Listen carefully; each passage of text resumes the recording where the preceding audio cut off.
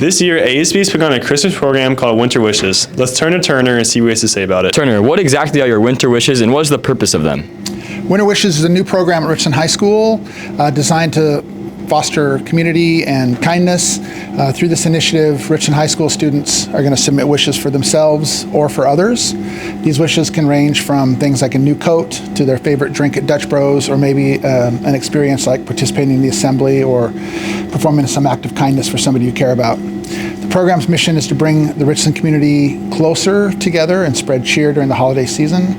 The Richland Exec Leadership class is going to attempt to grant as many of those wishes as possible using donations from community, staff, and parents. With Sheila, our ASB president. Sheila, what do winter wishes mean to you? Winter wishes mean a lot to me and also our community because it built a lot of connections between peers, staff, and stuff.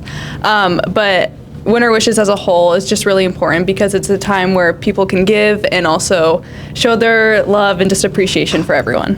Thank you. If you could wish for anything for Winter Wishes, what would it be? Maybe something for yourself or someone else?